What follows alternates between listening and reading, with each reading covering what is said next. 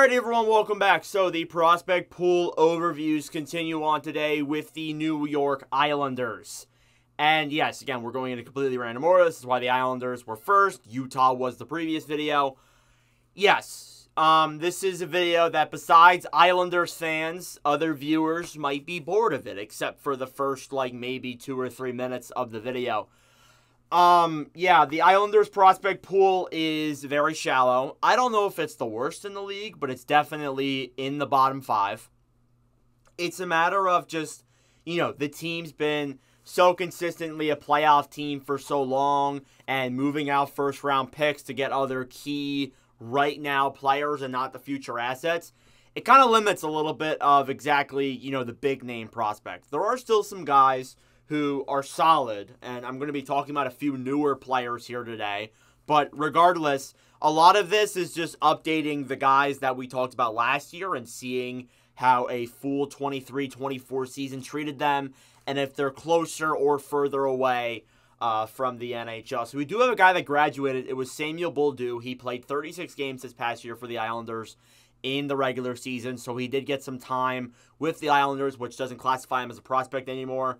And a guy that we're not talking about here in this episode, who we talked about last year, is Ishkahov. He's not going to be talked about in this video because he is getting older. He hasn't been translating to the NHL, but he is getting older. And as well as that, too, I couldn't put him over the first guy we're going to talk about here, and that is Cole Yzerman. I cannot leave Cole Yzerman off of this board. He is by far their best prospect now. Was argued as a steal when they acquired him 20th overall in this past year's draft. But he is going to be special. He's a left wing from Newburyport, USA. Pounds. He won the U18 World Junior Gold in 23-24. And again, as I said, was drafted 20th overall in 2024. So Yzerman's an interesting figure for me because he was a guy that in my drafts and in my previews, I was saying that I look at this guy a lot as a Cole Caulfield type figure who is only known for scoring. That's really what Yzerman is looked at as. And when you look in terms of his analytics this past year with the United States Development Program and U.S. national team, it shows that this guy is a gifted goal scorer at heart. He has 81 games played this past year combined with the national team and the U.S. Development Program. I figured why not combine them together. He had 83 goals, 40 assists for 123 points. So this is a guy that can score. This is a guy that will get you, and I think could translate to a 40, 50 goal season in the NHL potentially. Maybe not 50, but definitely could get a 40 bomb in there if he lives up to his full potential. The biggest thing with Yzerman is that there's a lot of issues with his skating. There's some attitude issues there as well that do kind of make people a little bit, kind of iffy on the guy. And as well as that, too, that was partially the reason why he dropped. He was looked at as like a top 5 prospect at the beginning of last year, but then just fell off the pool and has kind of been falling down ever since. And when he dropped to 20th in the draft, I was saying to myself, there's no way the Islanders pass on him. There's no way the Islanders pass on a guy like Cole Yzerman. So I think it's a steal, and it honestly could turn out to be an amazing pick. There is some risk there, though, that is involved with Cole Yzerman. So that's the big name prospect out of the way. The rest of the guys are honestly kind of just guys who played in Bridgeport or, kind of had years with their colleges. The first one is Danny Nelson. We talked about him last year.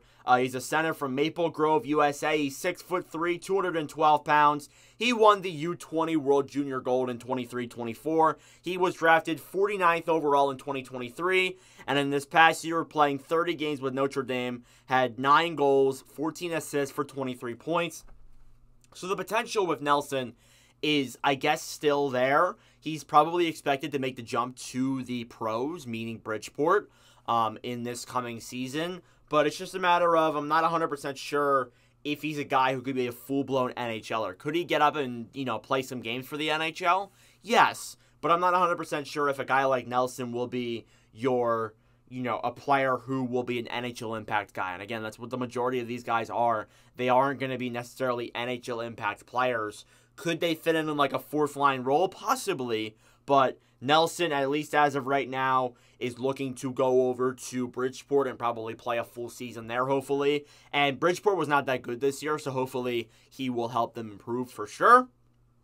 And again, with Cole Iserman, he's going to Boston University, so I should have mentioned that Iserman will no longer or won't be with the team next year, probably not for the next 2 seasons until he converts over. So a little bit ways away before we see Cole Iserman come over, but that gives you a good chance to maybe build up the draft pool a little bit, get some later round draft picks in the coming seasons. They should still be competing for the playoffs, but maybe this is a way that they can do it without moving their first round pick and kind of just acquire players in that sort, if that makes any sense.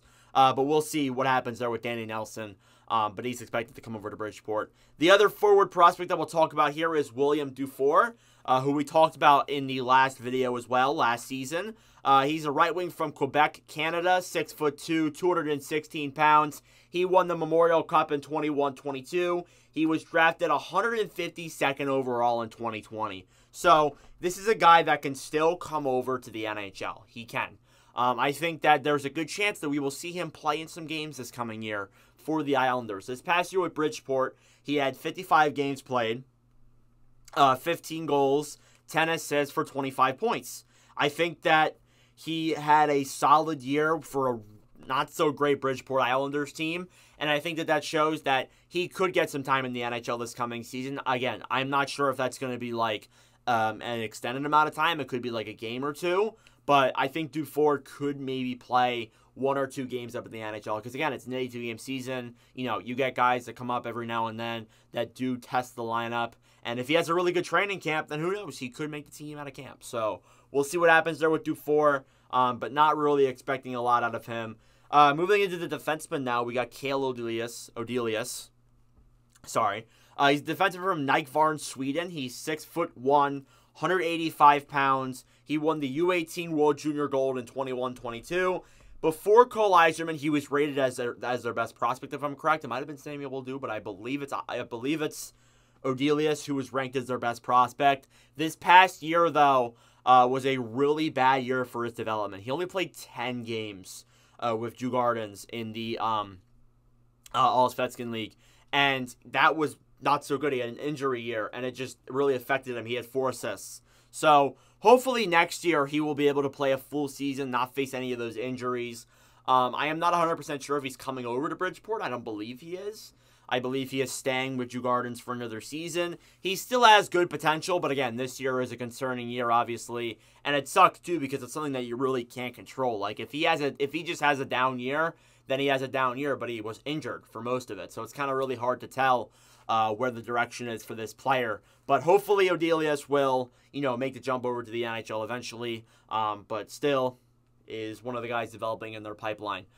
Next up is a new guy from this past year's draft. I looked at the defenseman rankings. It showed that there was Boldu and Odelius, and Boldu graduated, so we got to talk about Jesse Pulkkinen today, who is a defenseman from Lauka, Finland, drafted this past year. He's 6'6", 220 pounds. He was drafted 54th overall in 2024, and in this past year with JYP U20, which I think is it might be the junior leagues for the Liga League in Finland. He had 18 games played, 11 goals, 17 assists, 28 points. So he's a creative defender. He plays very offensive. That's the biggest thing that I've noticed with Pulkkinen. And I think he's a guy that with his size, he could just go to the NHL soon. I'm not saying that he will be there next season or be there, within the next couple of years.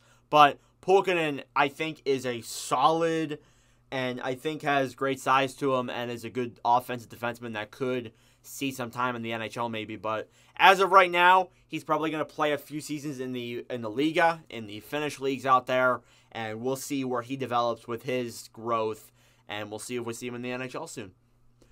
So the goalie prospect for the Islanders, that is notably their best, you have Tristan Lennox. I talked about him last year in the pool overviews, and I actually saw him play this past year in the East Coast Hockey League, or the ECHL. I keep forgetting that it's no longer East Coast. It's just ECHL. So he's 6'4", 196 pounds. He's from Ottawa, Canada. He won silver at Helsinki Gretzky in 1920. He was drafted 93rd overall in 2021, and this past year with the Worcester Railers, which is the ECHL affiliate of the Islanders. He had 13 games played, 5-6-1, a 2.94 goals against, and a .909 save percentage. He is looking to make the jump to Bridgeport next year. That is what I'm expecting from Lennox. I'm hoping that he will play some games in Bridgeport. If he does, I will be able to watch him play because Bridgeport plays my Lehigh Valley Phantoms, local to me. So I will be able to see Lennox play. But I think that he could make the jump over to Bridgeport, and we'll see how that goes. But right now, kind of difficult to tell. With Lennox, he's still a ways away from developing. Again, he was drafted in 2021, so we're 3 years removed.